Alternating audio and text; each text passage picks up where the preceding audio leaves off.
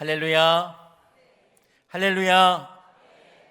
오늘도 하나님께서 우리에게 베풀어 주시는 하나님의 사랑과 하나님의 기쁨과 평화가 여러분의 가정과 여러분의 일터, 그리고 우리가 살아가는 모든 삶의 자리에 가득하고 충만하게 임하게 되시기를 예수님의 이름으로 축복합니다.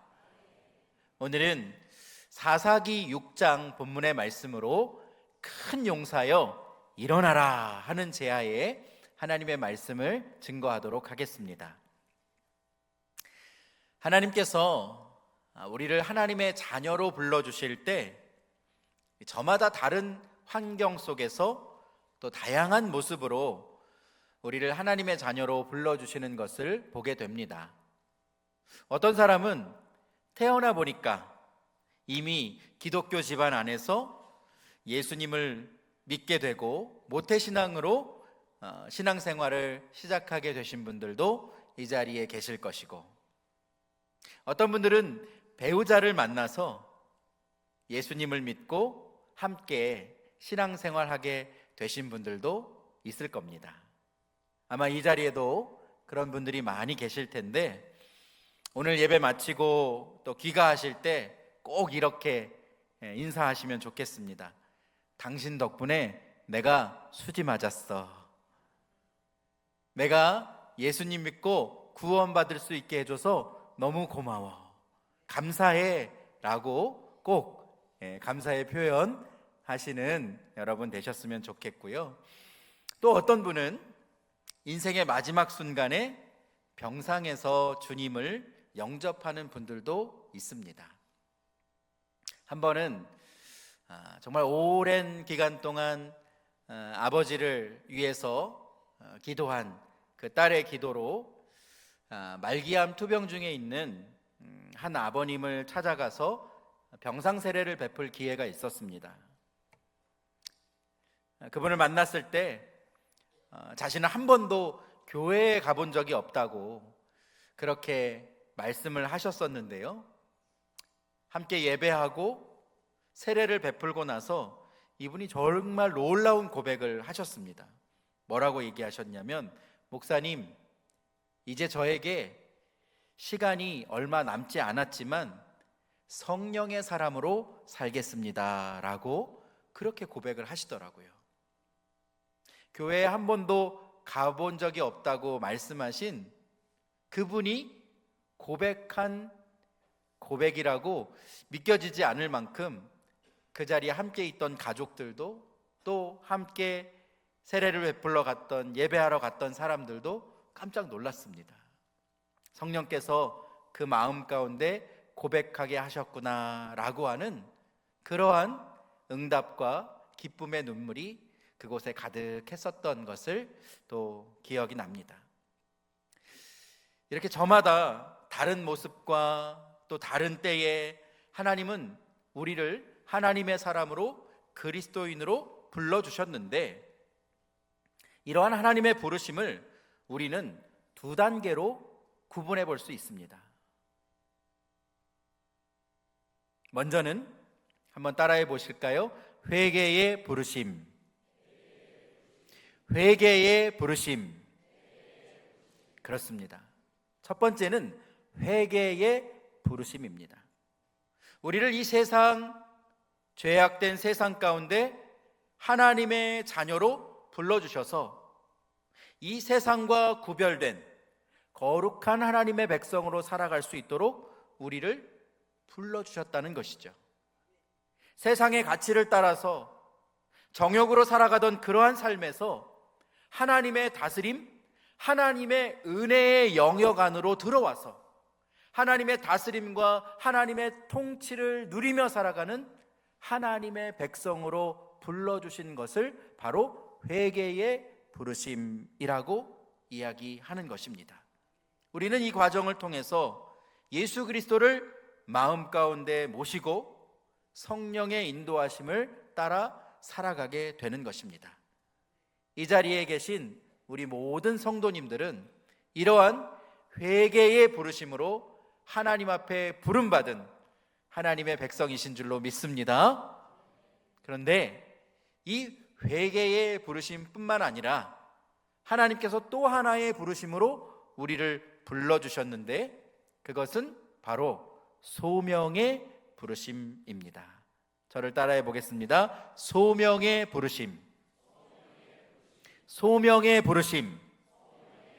그렇습니다. 우리를 회개의 부르심으로 하나님께서 불러주셨을 뿐만 아니라 우리 모두를, 우리 한 사람 한 사람을 소명의 부르심으로 불러주셨다라고 하는 것이죠.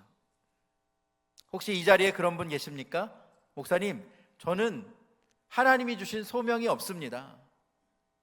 저 같은 사람에게 무슨 하나님이 소명을 주셨겠습니까? 이렇게 생각하는 분이 계십니까? 하나님의 자녀로 부르심을 받은 사람 중에 단 한 사람도 소명의 부르심이 없는 사람은 없습니다. 이것은 제 말이 아니라 디모데후서 1장 9절 말씀에 보면 이렇게 기록합니다. 하나님이 우리를 구원하사 거룩하신 소명으로 부르심은 우리의 행위대로 하심이 아니요 오직 자기의 뜻과 영원 전부터 그리스도 예수 안에서 우리에게 주신 은혜대로 하심이라. 아멘. 우리의 행위대로 하심이 아니요, 내가 어떻게 했기 때문에 하나님이 우리를 부르셔서 하나님의 자녀가 되게 하셨고 우리에게 하나님의 사명, 우리에게 소명을 주신 것이 아니라 오직 자기의 뜻과 하나님의 뜻과 영원 전부터 그리스도 예수 안에서 우리에게, 나에게 주신 그 은혜로 말미암아 하나님이 우리를 회개의 부름으로 부르셨고 또 소명의 부르심으로 우리를 보내셨다라고 말씀하는 것입니다. 엄밀히 말하면 이 소명의 부르심은 부르심이 아니라 보내심입니다. 하나님께서 우리를 내가 살아가는 가정과 내가 일하는 일터와 내가 사역하는 교회와 내가 살아가는 삶의 자리에 회개의 부르심으로 하나님의 자녀가 되게 하신 그 한 사람 한 사람에게 소명을 주셔서 우리를 우리의 삶의 자리로 소명을 주시고 파송해 주셨다, 우리를 보내셨다라고 하는 것이죠. 오늘 본문에도 이러한 소명의 자리로 보내심을 받은 한 사람의 이야기가 등장합니다. 이제 오늘 본문을 살펴보기 위해서 그 배경을 잠시 이야기해 보고자 하는데, 이스라엘 백성들이 하나님께서 주시겠다고 약속하신 땅에 들어가게 되는데 그 땅이 어디입니까? 가나안 땅입니다. 이스라엘 백성들이 요단강을 건너서 마침내 가나안 땅에 들어가서 그 땅을 정복해서 땅을 분배해서 살아가게 될 때에 하나님께서 그들에게 명령하신 것이 있습니다. 너희가 가나안 땅에 들어가면 그 땅에 이미 살고 있는 원주민들이 있을 터인데 그 가나안 땅의 7 족속들을 모두 진멸하라. 하나님께서 그들에게 헤렘 명령을 주셨습니다. 헤렘이라는 뜻이 바로 진멸이라고 하는 뜻인데, 하나님은 생명을 사랑하고 영혼을 소중하게 생각하시는 분이신데 왜 그 가나안 땅에 살고 있는 7 족속을 진멸하라, 그렇게 하나님께서 명령하셨던 것일까요? 그 이유가 신명기 7장 16절 말씀에 이렇게 기록되어 있습니다. 우리 화면을 보면서 함께 읽어봅니다. 자, 시작. 내 하나님 여호와께서 내게 넘겨주신 모든 민족을 내 눈이 긍휼히 여기지 말고 진멸하며 그들의 신을 섬기지 말라. 그것이 내게 올무가 되리라. 아멘. 그것이 내게 무엇이 됩니까? 올무가 되리라. 너를 걸려서 넘어지게 하는 것이 되리라 말씀하는 것이죠. 그래서 그 땅에서 들어가 만나는 모든 민족을 너희가 긍휼히 여기지 말고 그들을 깨끗하게 진멸하여 그들이 섬기는 신을 너희가 섬기지 않도록 그들을 진멸하라고 말씀하셨던 것입니다. 가나안의 타락한 문명과 그들이 섬기는 우상들이 하나님의 백성들에게 올무가 될 것을, 그들을 넘어뜨리게 할 것을, 그들을 하나님으로부터 멀어지게 할 것을 하나님께서 아시고 그들에게 가나안에 있는 7 족속을 진멸하라고 말씀하셨던 겁니다. 그런데 이스라엘 백성들이 어떻게 했습니까? 그들을 진멸하지 않습니다. 하나님의 명령을 어깁니다. 가나안에 있던 7 족속을 남겨두고 그들을 이스라엘의 종으로 삼아서 부리기 시작했습니다. 그들과 함께 살기 시작했던 것이지요. 그러면서 그들이 섬겼던 바알과 아세라를 하나님의 백성들이 섬기기 시작했습니다.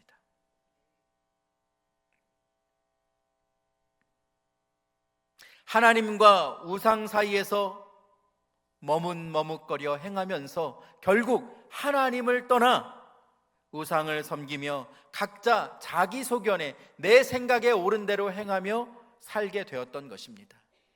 하나님께서 이스라엘 백성들을 가나안 땅으로 인도해 주시고 그곳에서 살 수 있도록 그들과 함께 해주셨는데, 이스라엘이 진정한 왕이신 하나님을 잊어버리고 우리에게 왕이 없다고 말하면서 각자 자기의 소견에 옳은 대로 살았던 시대가 바로 이스라엘의 역사상 암흑기였던 사사 시대, 오늘 본문의 배경이 되는 시대였던 겁니다.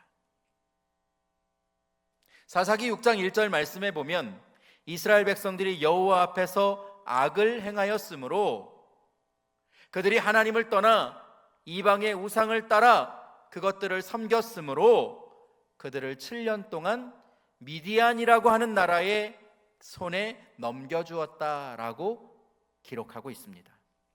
그러자 어떤 일이 일어났을까요? 그들이 여호와 앞에서 악을 행하였기에 그들을 7년 동안 미디안의 손에 넘겨주셨을 때 이스라엘에게 어떤 일이 일어났을까요? 이스라엘 백성들이 땅에 파종을 할 때가 되면 미디안 사람들이 아말렉과 동방의 사람들을 함께 데리고 이스라엘 땅으로 침략해 와서 그들이 거두어야 하는 토지 소산을 다 약탈해 갔습니다. 다 뺏어 갔단 말입니다. 파종할 때 쳐들어왔다는 말은 농사를 지을 때 뿌려야 될 그 씨까지 싹 다 거두어 갔다는 이야기입니다. 그러면 이스라엘에 수확이 생길 때는 어떠했겠습니까? 메뚜기 떼가 모든 것을 다 훑고 지나가는 것처럼 이방 민족들이 엄청나게 몰려와서 이스라엘 땅에 나게 된 소출들과 또 그들이 길렀던 가축들, 양이나 소나 염소나 나귀와 같은 것들을 모조리 다 빼앗아 갔던 것이죠. 기근과 궁핍과 굶주림과 억압이 이스라엘 땅에 찾아오게 된 것입니다. 이처럼 괴롭힘을 당하고 살 수 없는 지경이 되어버리자 가나안 땅을 정복했던 이 이스라엘 백성들이 그들이 가지고 있었던 당당했던 하나님의 백성들의 모습이 온데간데 사라지고 이방 민족의 그 공격을 피해서 산으로 도망가서 그들이 웅덩이와 굴을 파고 숨어들어 살아가는 신세가 되었다라고 오늘 본문은 기록하고 있습니다. 우리도 인생을 살다 보면 때로는 우리의 삶이 위기의 상황으로 내몰리게 될 때가 있죠. 우리 성도님들의 사업장과 가정을 신방하다 보면 어려운 형편과 또 그 상황 중에 힘들어하고 있는 분들의 이야기를 많이 전해 듣게 됩니다. 자영업을 하시는 분들 가운데 한 달 월세를 감당하는 것조차 막막한 분들이 우리 공동체 가운데 있고, 갑작스런 질병을 진단을 받고 이제 힘든 치료의 과정을 시작해야 하는, 그리고 이미 그런 어려운 과정을 견디고 계신 분들도 있습니다. 억울한 상황에 내몰려서 재판을 기다리는 분들도 있고, 내 힘으로는 도대체 어떻게 해결해야 할지 모르는 그러한 어려운 문제를 만나서 눈물로 고민하며 기도하는 분들이 계십니다. 한 분 한 분의 상황을 들으면서 기도 제목을 나누다 보면 정말 어떻게 목회자로서 무엇을 도와드릴 수 있을지 답답한 마음을 가지고 함께 눈물을 흘리면서 그 이야기를 듣게 되는 경우가 너무나도 많은 것 같습니다. 그런데 그때마다 우리 성도님들께서 저에게 동일하게 해주시는 말씀이 있습니다. 목사님, 저를 위해서 기도해 주세요. 목사님, 제가 이 힘든 시간을 잘 이겨나갈 수 있도록 기도해 주세요. 목사님, 내가 이 시간을 통해서 하나님을 더 가까이 만날 수 있도록 기도해 주세요. 그렇게 기도를 부탁하며 하나님을 붙드는 우리 성도님들의 모습을 보게 됩니다. 5만 번 기도의 응답을 받은 기도의 용사 조지 뮬러는 이렇게 말합니다. 기도는 희망의 훈련입니다. 그것은 우리에게 하나님이 우리를 위해 모든 것을 도우실 수 있다는 희망을 갖는 법을 가르치고, 그가 우리를 도와주실 것이라는 확신으로 기도하게 합니다 라고 말합니다. 사랑하는 성도 여러분, 하나님은 우리의 모든 것을 능히 도우실 수 있는 분임을 여러분 믿음으로 고백하실 수 있기를 주님의 이름으로 축복합니다. 기도는 우리가 가진 모든 문제를 해결할 수 있는 유일한 열쇠임을 기억하시기를 바랍니다. 내 힘으로, 내 방법으로 해결할 수 없는 우리 인생의 문제를 하나님께서 놀라운 방법으로 해결해 주시고, 우리의 삶에 새로운 길을 열어주셔서 막힌 담을 뚫어주시고 묶였던 고리를 풀어주시는 하나님의 은혜의 역사를 기도를 통하여서 경험하고 살아가는 우리 중앙의 모든 성도들 되시기를 주님의 이름으로 축복합니다. 저를 한번 따라해 보실까요? 기도가 답입니다. 기도가 답입니다. 여러분 믿으십니까? 그렇습니다. 기도가 답입니다. 기도가 답입니다. 기도하면 하나님께서 우리의 기도를 들어주신다고 약속하고 계신데, 그래서 하나님은 우리에게 이렇게 말씀합니다. 우리 화면을 보면서 함께 이 말씀 읽어보실까요? 시작. 환난 날에 나를 부르라. 내가 너를 건지리니 내가 나를 영화롭게 하리로다. 아멘. 환난 날에 나를 어떻게 하라고요? 부르라. 환난 날에 나를 부르라. 내가 너를 건져주리니, 내가 너와 함께 하리니, 내가 너를 이끌어내리니, 너의 삶을 통하여서 나를 영화롭게 하리로다 라고 하나님은 말씀하고 있습니다. 우리의 기도에 반드시 응답해 주시겠다고 약속하신 하나님, 크고 은밀한 일로 우리의 삶 가운데 행하실 그 하나님을 기대하며 여러분의 삶의 자리에서 간절한 믿음을 가지고 기도하고 하나님의 위로와 승리를 경험하는 우리 모든 성도들의 삶이 되시기를 주님의 이름으로 축복합니다. 오늘 본문으로 돌아가서 이 사사시대를 살아가는 이스라엘 백성들은 가나안 땅을 기업으로 주신 그 하나님을 기억하지 못하고 우상을 쫓아 하나님을 완전히 잊어버리고 살았던 것을 오늘 10절 말씀을 통해서 확인할 수 있습니다. 10절 말씀 하반절에 보시면 너희가 내 목소리를 듣지 아니하였느니라 하고 말씀합니다. 하나님께서 아무리 하나님의 백성들에게 이야기하셔도 그들이 귀를 닫고 하나님의 말씀을 듣지 않았습니다. 자기 생각에 옳은 대로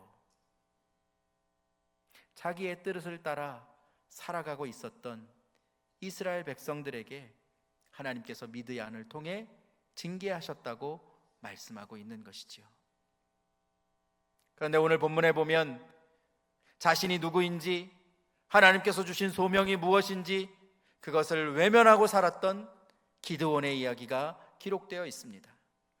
여러분, 기드온 하면 무엇이 가장 먼저 떠오르십니까?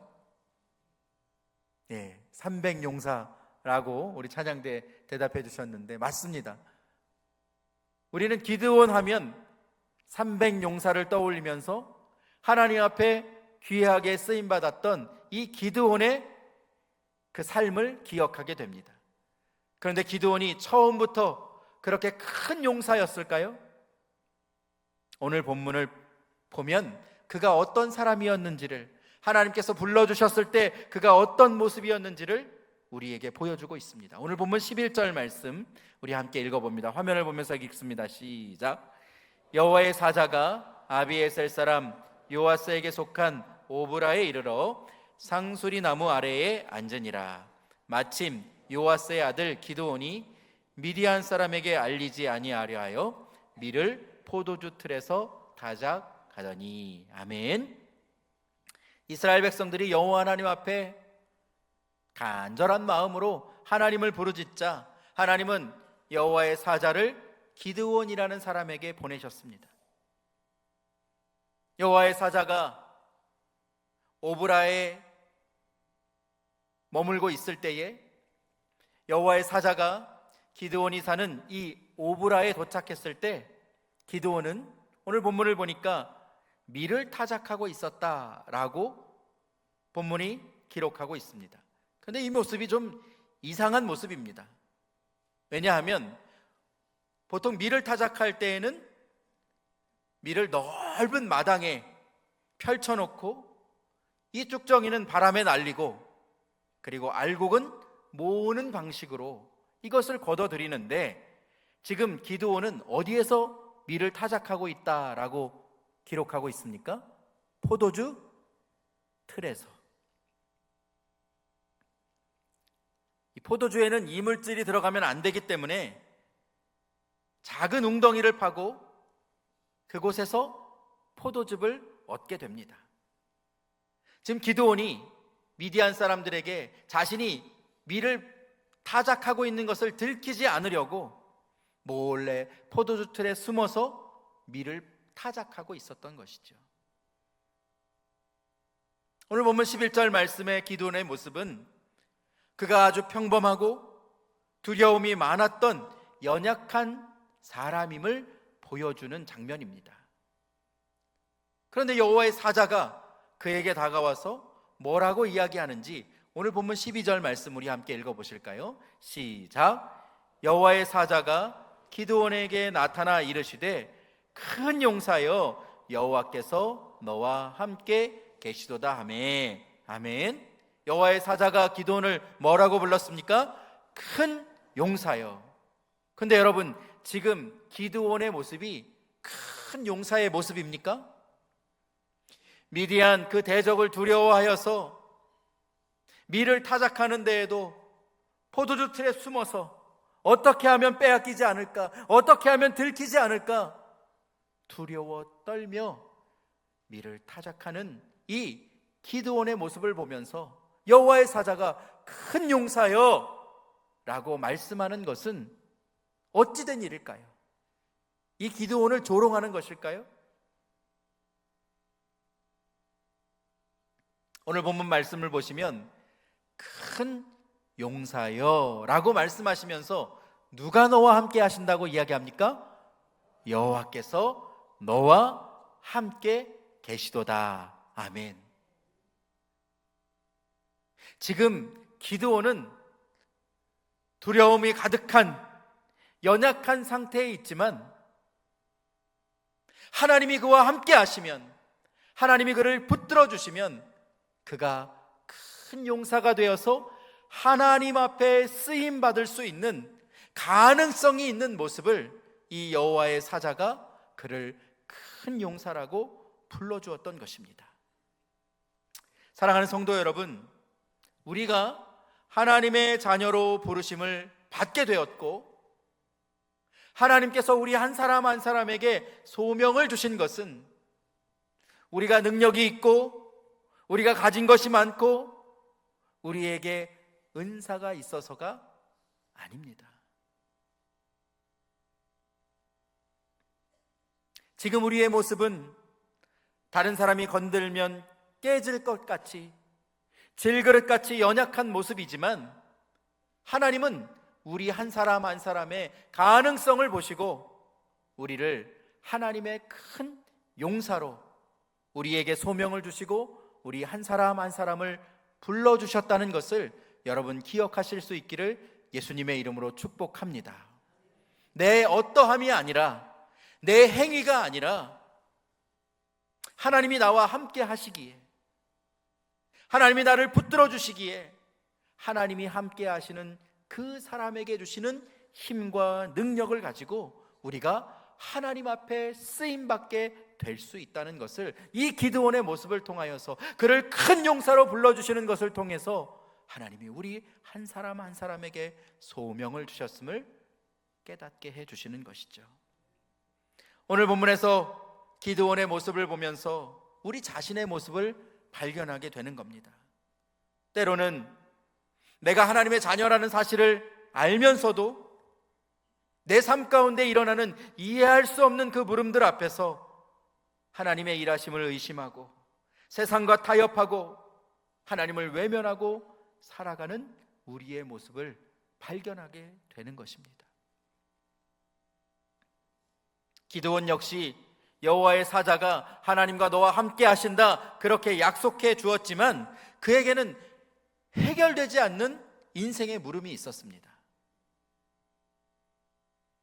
그 물음이 무엇인지 오늘 13절 말씀 화면을 보면서 함께 읽겠습니다. 자, 시작. 기드온이 그에게 대답하되 오 나의 주여, 여호와께서 우리와 함께 계시면 어찌하여 이 모든 일이 우리에게 일어났나이까? 또 우리 조상들이 일찍이 우리에게 이르기를 여호와께서 우리를 애굽에서 올라오게 하신 것이 아니냐 한 그 모든 이적이 어디 있나이까? 이제 여호와께서 우리를 버리사 미디안의 손에서 우리를 넘겨주셨나이다 하니 라고 말씀합니다. 기드온은 지금 하나님이 우리와 함께 하시면 우리가 왜 이렇게 비참하게 살아야 합니까? 우리의 조상들을 애굽에서 올라오게 하신 그 하나님의 기적이 지금은 어디에 있습니까? 왜 하나님은 하나님의 백성들이 고통받고 있는 이 모습을 침묵하십니까? 하나님이 살아계시는데 왜 세상이 하나님의 공의로 작동하지 않느냐고 지금 기드온은 여호와의 사자에게 항변하고 있는 겁니다. 우리도 기드온의 눈으로 이 세상을 바라보게 됩니다.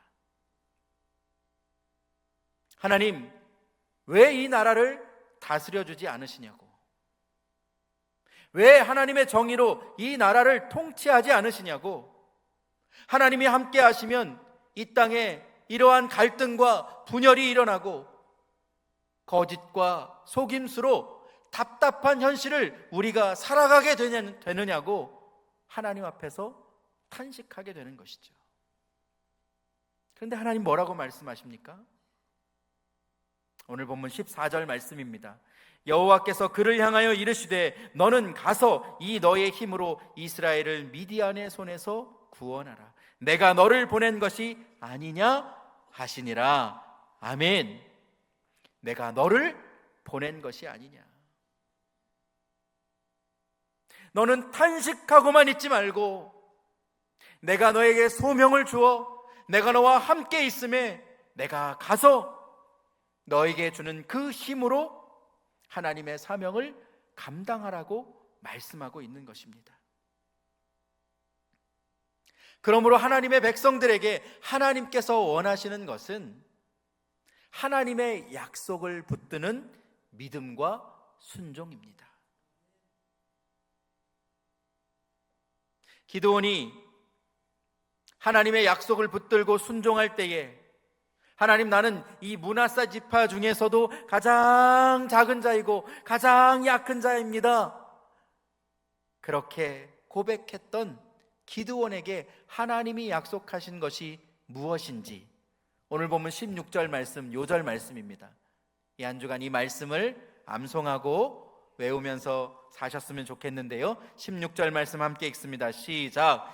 여호와께서 그에게 이르시되 내가 반드시 너와 함께 하리니 내가 미디안 사람 치기를 한 사람을 치듯 하리라 하시니라. 아멘.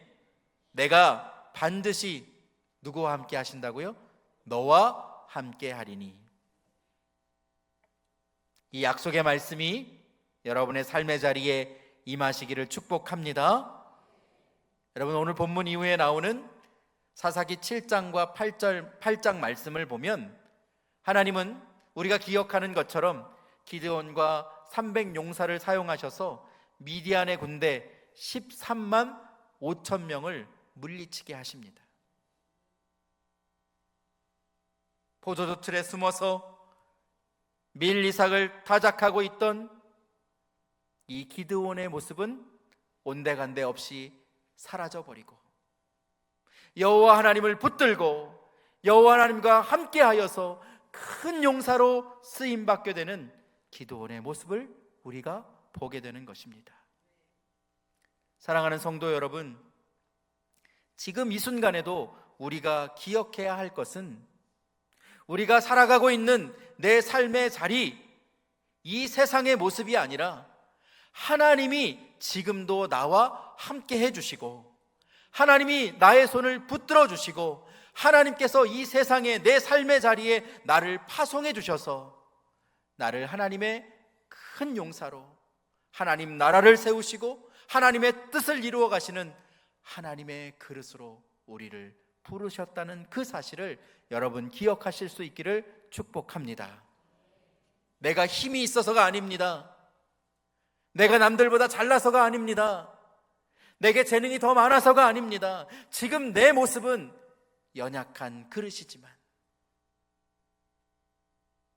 남들이 나를 찌르면 언제든지 화내고 깨지고 분노하는 그런 연약한 모습이지만 하나님이 나를 붙들어 주시면, 하나님이 나와 함께 하시면 내가 하나님 앞에 쓰임받는 귀한 하나님의 사람으로 큰 용사로 세워질 수 있다는 것을 여러분 모두가 기억하시고, 하나님의 부르심, 우리를 회개의 부르심으로 부르셨을 뿐만 아니라 여러분이 살아가고 있는 가정과 여러분의 일터와 우리가 사역하고 있는 교회와 여러분의 삶의 자리에 하나님께서 여러분을 파송하여 주셔서 여러분을 통해 하나님 나라를 세우기 원한다는 그 사실을 기억하고 살아가시게 되기를 주님의 이름으로 축복합니다.